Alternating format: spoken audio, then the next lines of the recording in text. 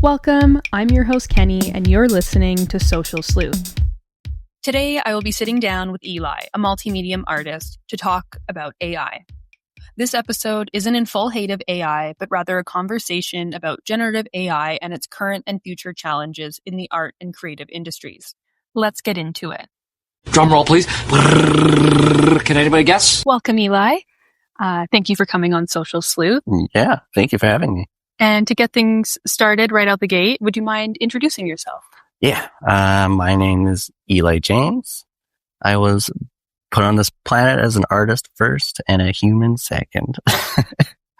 Kind of jack of all trades artist. So I like to paint and draw and write music, play piano. But yeah, for the most part, there's always a creative drive in me.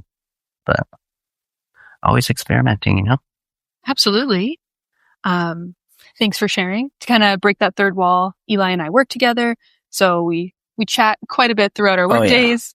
And one of the topics is artificial intelligence or AI.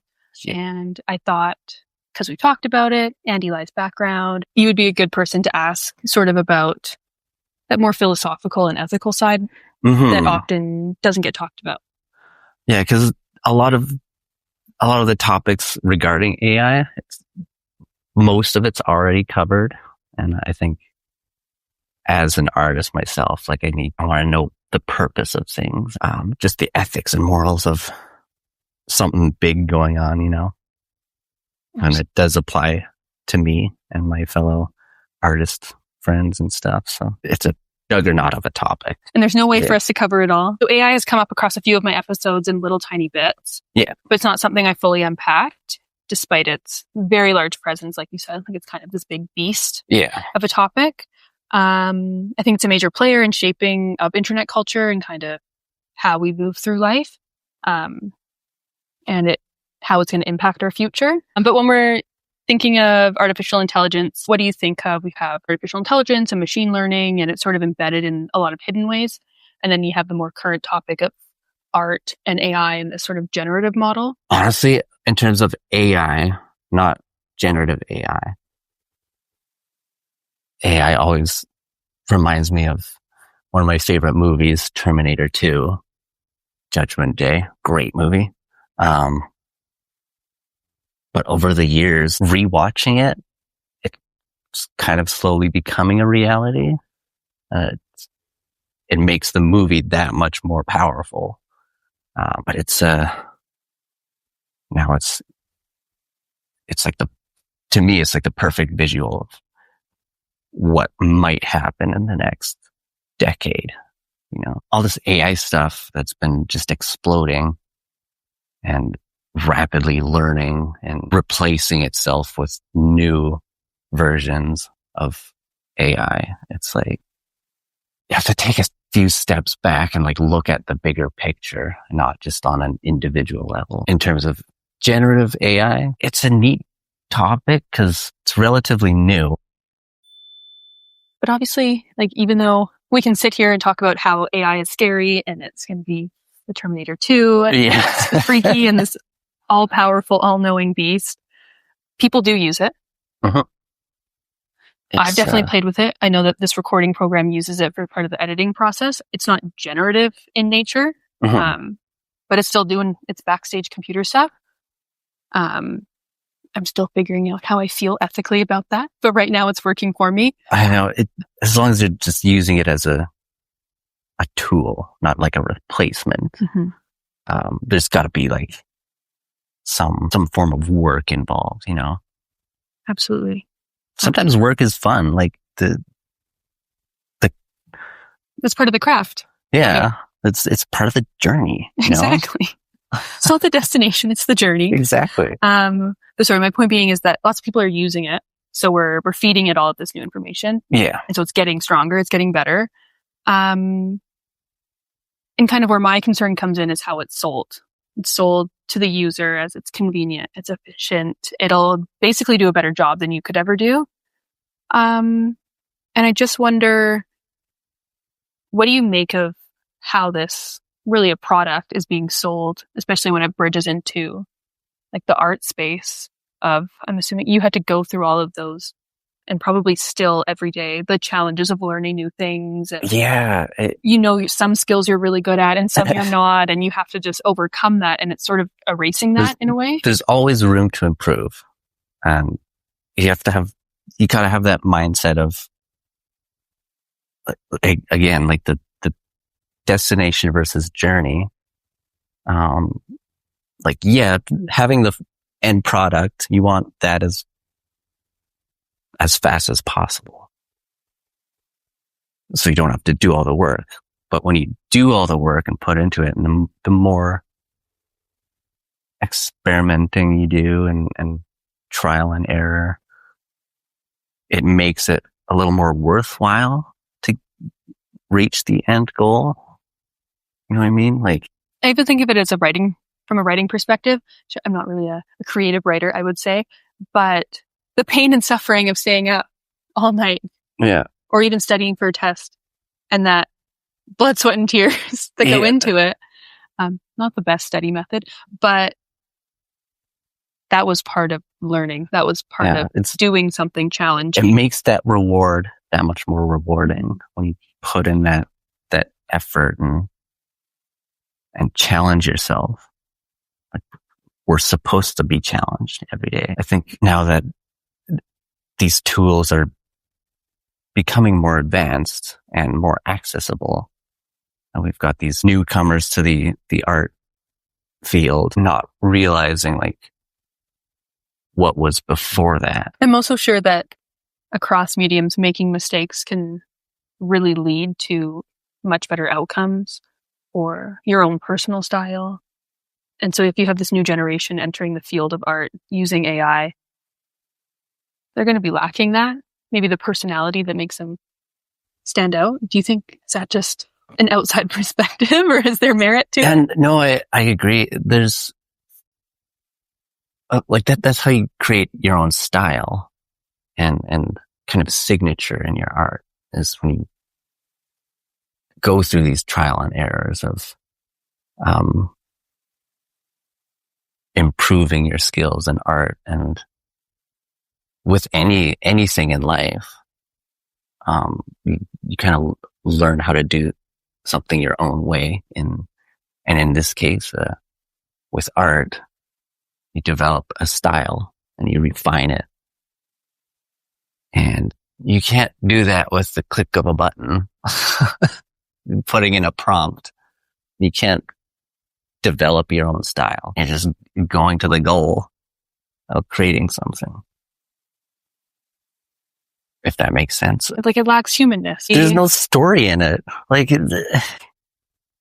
putting your blood, sweat, and tears into something that, to me, that's what kind of makes the art special.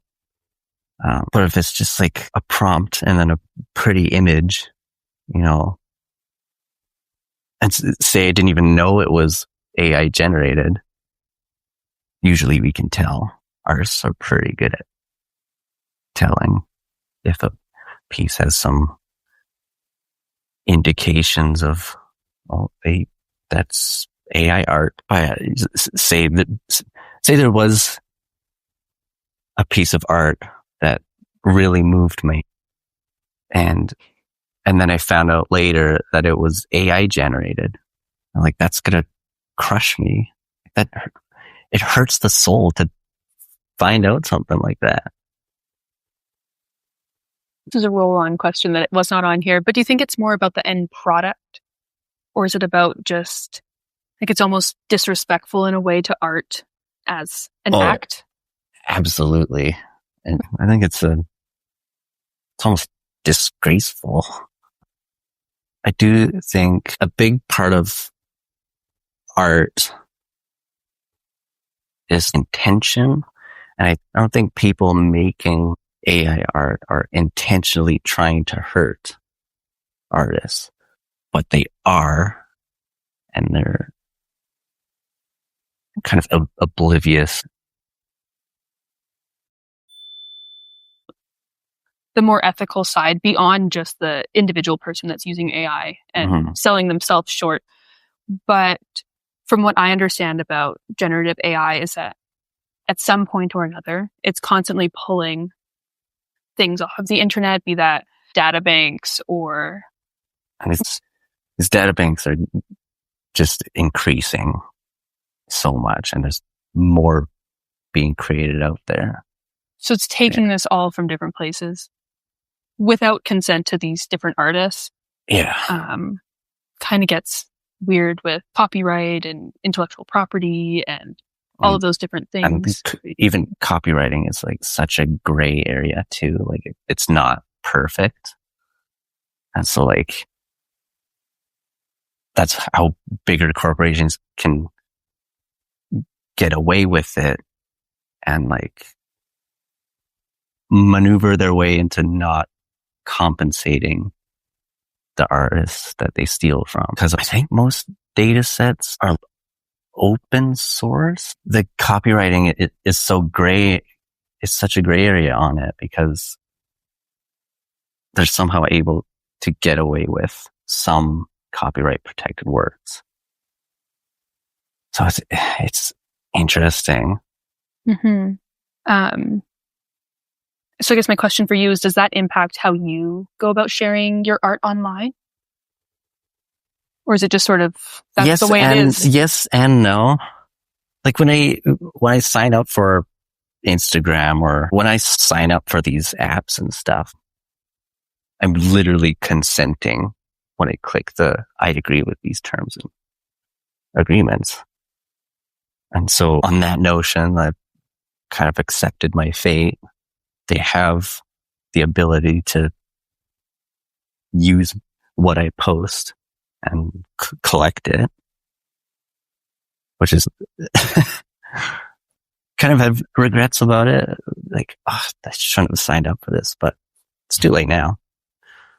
But even then, my art style has been so messy and changed over the years. I don't even have like a specific style. And so,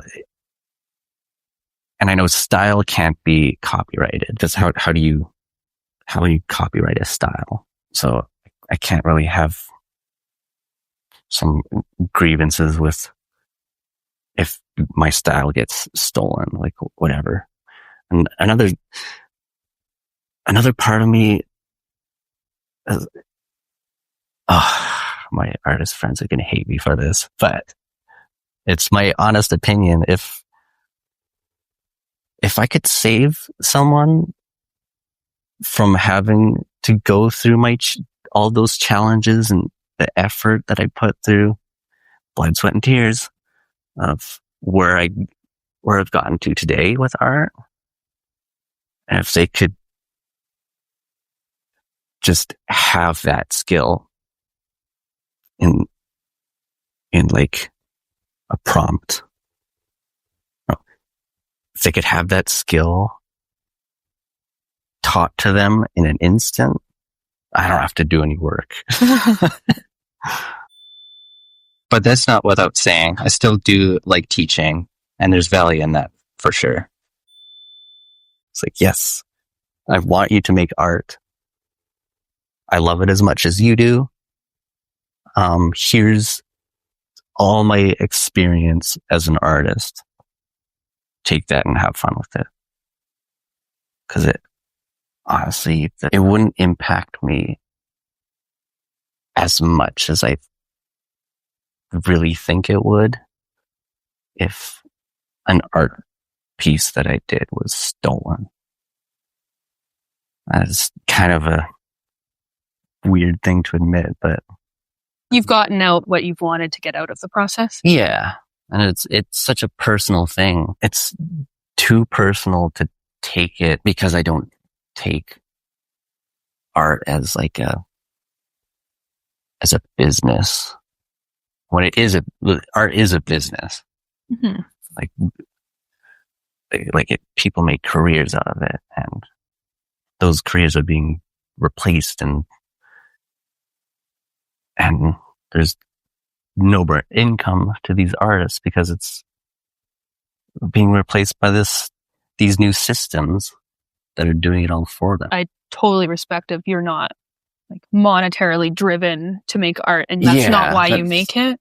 But then, at least from the outside, it upsets me to think that people like yourself, or I know my cousins have shared their artists, they do animation as well, but sharing it, it's being taken, and it's not about the person that's using the end product, but it's these tech companies are taking it and then using it to profit.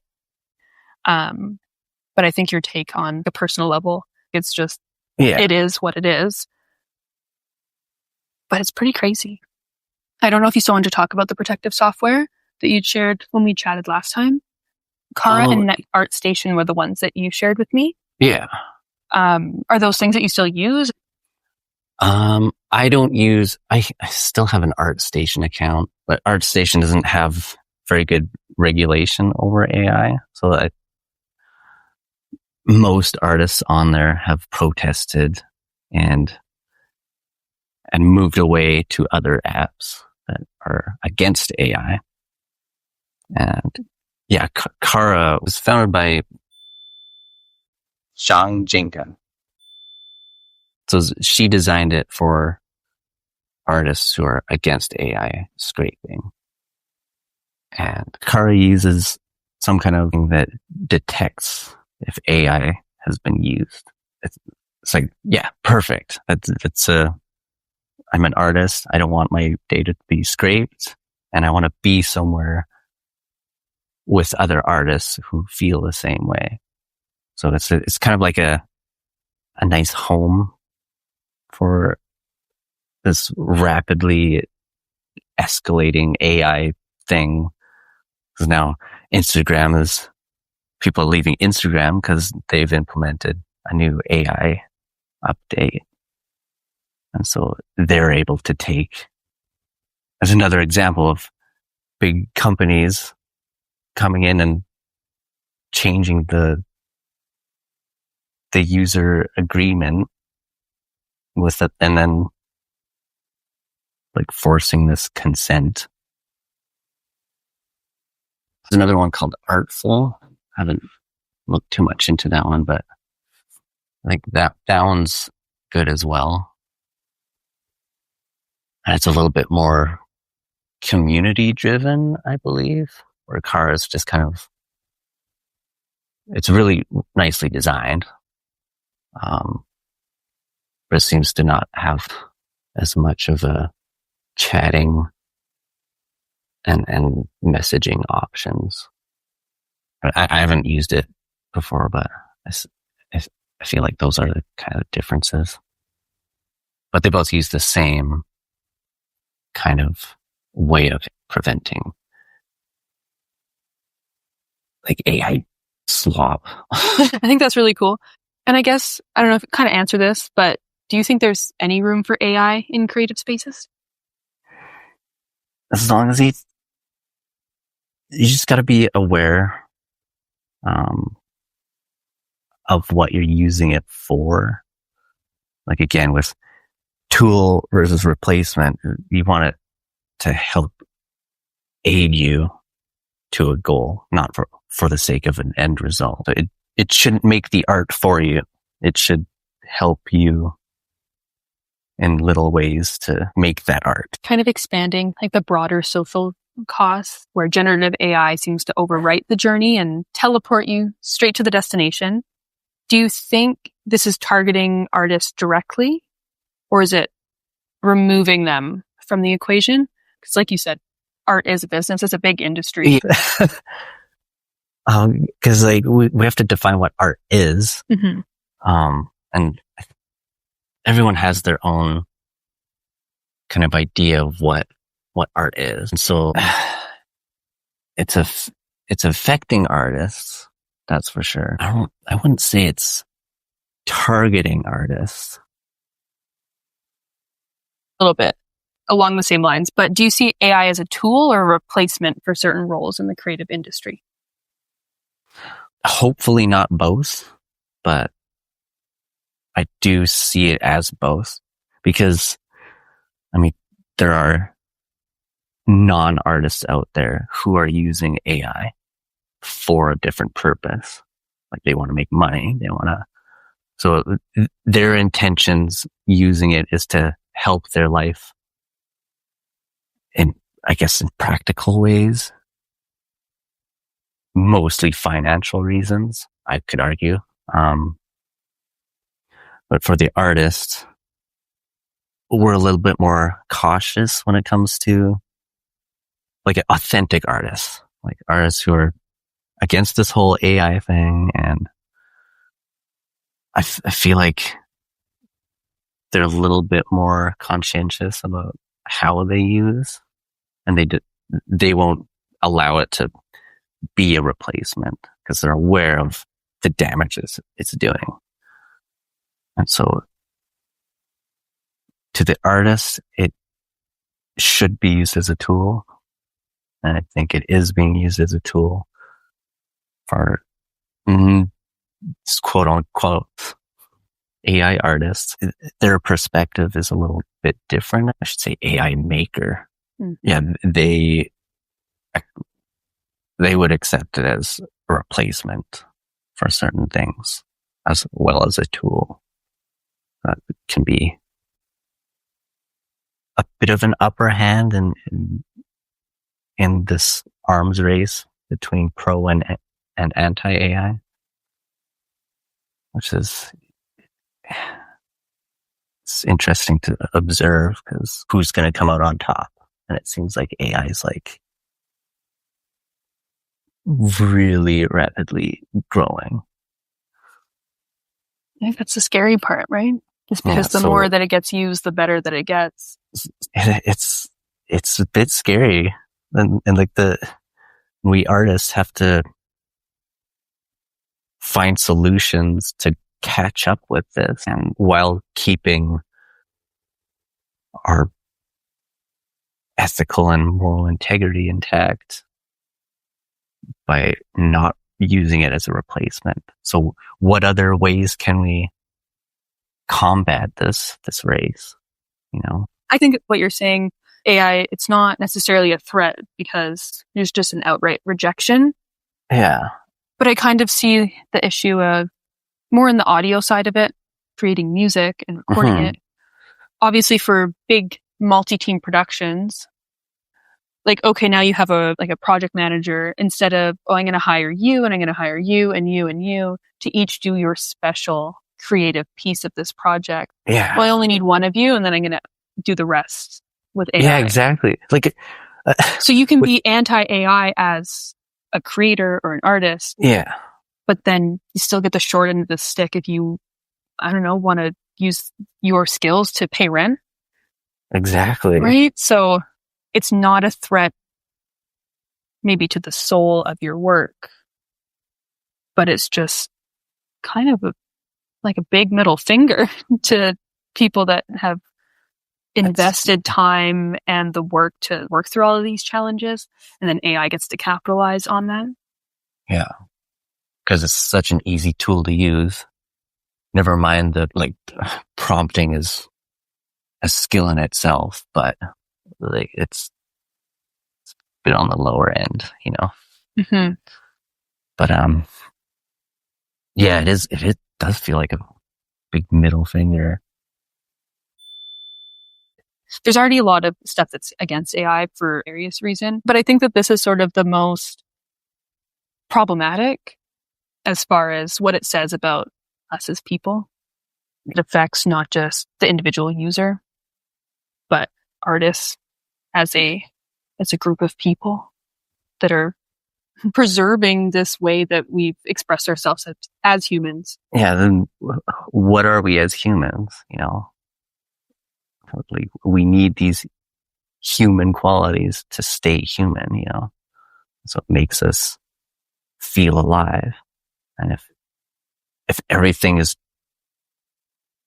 taken over and replaced and everything's just perfect, then what would happen? You know, if we had everything we needed, if we had all the money in the world, everything's automated, like what would happen to the individual or even us as a human collective? What would we do if we were living a perfect life. But not even perfect.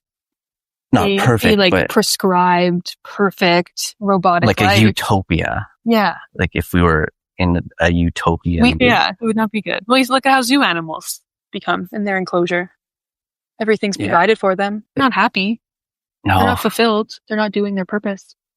There's this, I forget where it was, this group of scientists who designed like a mouse utopia and gave the mice everything that they needed. They didn't face any challenges or anything. And then they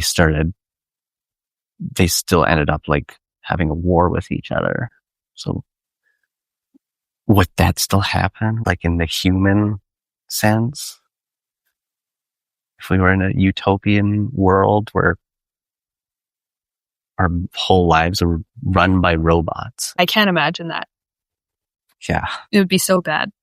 I want challenges.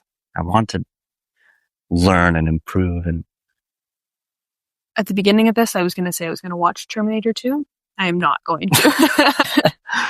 Kind of moving on, unless you had any other tidbits for sort of over innovating to the point of what's the purpose. Well, I guess in a weird, talking about music, like AI and music, like, you know how expensive a symphony orchestra is? And the fact that now there's these AI music apps that can generate, I mean, it's still in production. It's not perfect and you can kind of tell it's AI, but now you can make a symphony with a touch of a button or just like write in a style of a composer in the style of this and mix and match. Now you don't need to hire a whole orchestra. You can just use this free app thing to make a big sound.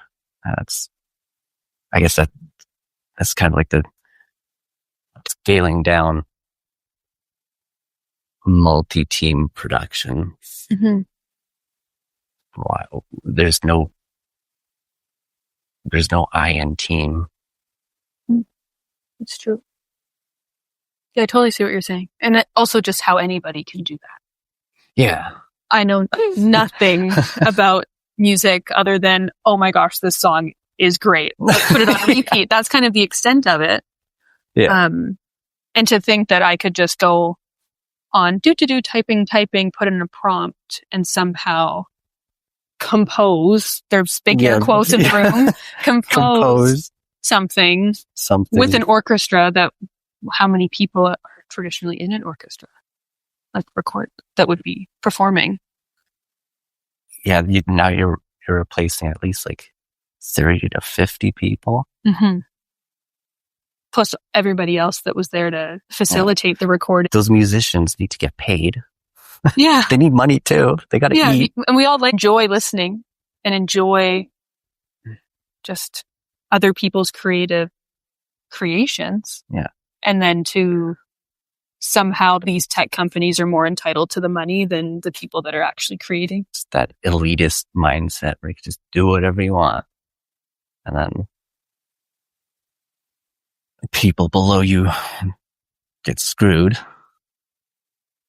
Yeah. But because they're at the top, it doesn't affect them. So they just keep doing it. And now they've got their hands on this whole AI system and collecting everyone's artwork here and there without any repercussions. Think they could just get away with that? But I think that I would hope that most people would sort of, like, with understanding how this works and how many people are sort of becoming out of a job or it's coming down the pipeline. Because as you said, everything's not perfect yet. It's not all seamless, but it doesn't take a genius to predict that it's going to get better. They're not going to stop. The tech companies and the technology itself isn't going to just stop now. As soon as they put it on pause, the other companies are gonna like beat them in the race, so they can't stop. Yeah. It's like, so I think most people would be sympathetic to that and understand that this technology or this innovation isn't really worth it in that way. But at the same time, it's this really novel, exciting technology that I don't blame anybody for being intrigued by. Yeah, we do like to play around with new technology, but we're not looking below the iceberg. We're just seeing the top of it. We just got to be like, more aware of how we're using the tools and just being smart with it. I think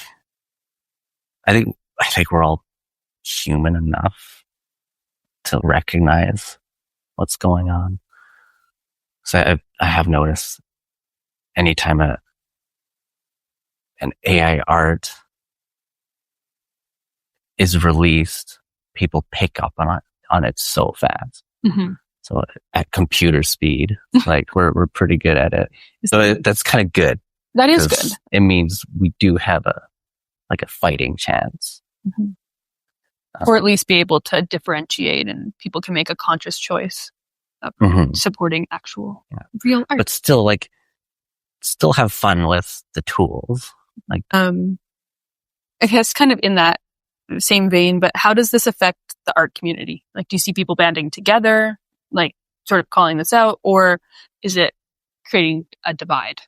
I've noticed we're definitely banding together. I've noticed a parallel of like, even though all this AI slop is being churned out so fast on the internet, people come together just as fast to combat it. We artists got to stick together, and we're all kind of holding hands and noticing all these things, and it keeps us real. We should be angry about it. We should be, fighting, and we are doing that. And the fact that we are doing that makes us more human. And so hopefully the whole AI art phase dies down a little bit and being accepted more. It's kind of a bad thing, and it does affect everyone. So hopefully we all can collectively agree that this kind of thing needs to slow down. But yeah, I believe that's going to happen. I have to believe that. I'm a human being. Like, I need that to happen. Yeah. I want that. That's kind of the only way. Is AI itself isn't going to go away, but how we react to AI art and what kind of precedents we collectively set. We become more human by noticing these things.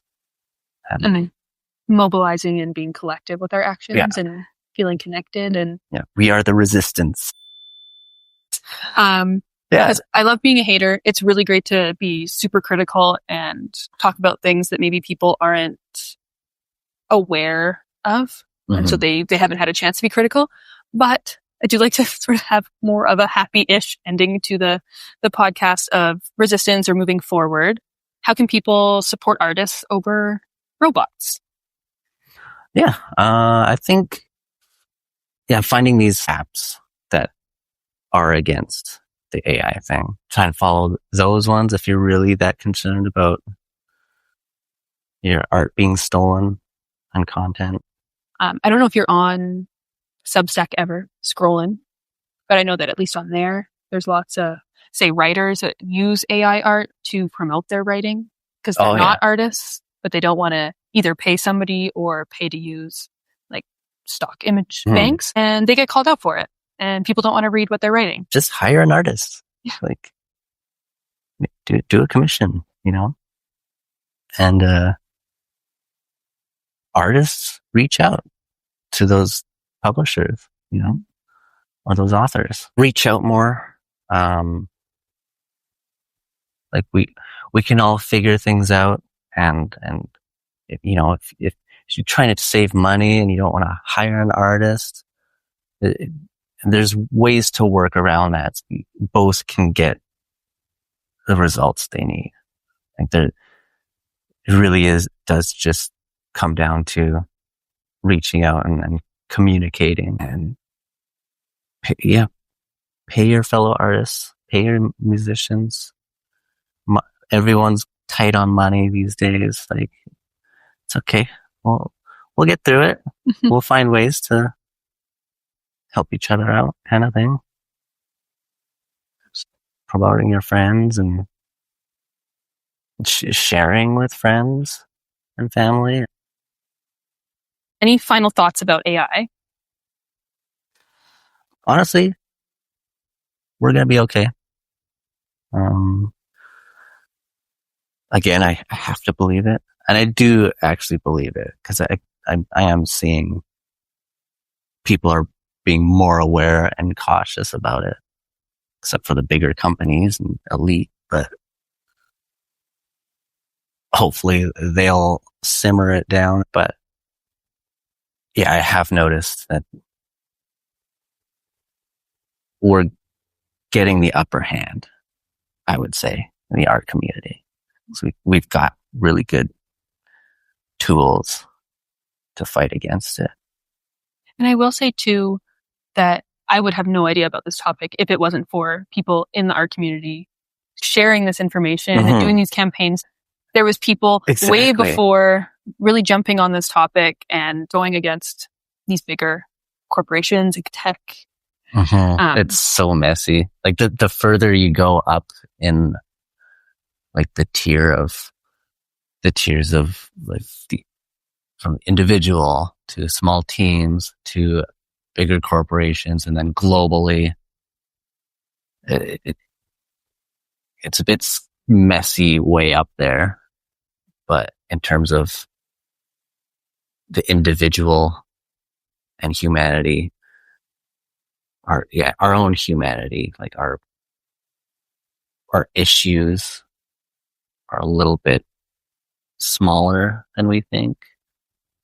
I mean, they are big issues for us. Like, it does impact us and affect us, but on the smaller scale, I think we're fighting pretty good. It's a lot clearer on the lower tiers than like the messy global AI use, how they're dealing with it, which is the scarier thing. We should be concerned about it, but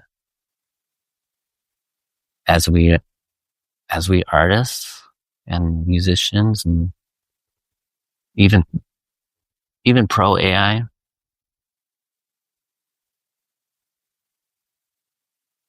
like, we can handle things. I am seeing that a lot. And my favorite thing to ask at the end of my episodes is, what is your message for the world? It's your soapbox. Anything goes. Watch more movies. Terminator 2. Keep creating art. Like, no matter what, AI won't take away your love for art. So just keep doing that and creating and having fun. Keep your human spirit alive by being creative. You're all doing great out there. Thank you, Eli. It's good to talk about these feelings as we move through the phases of this new technology.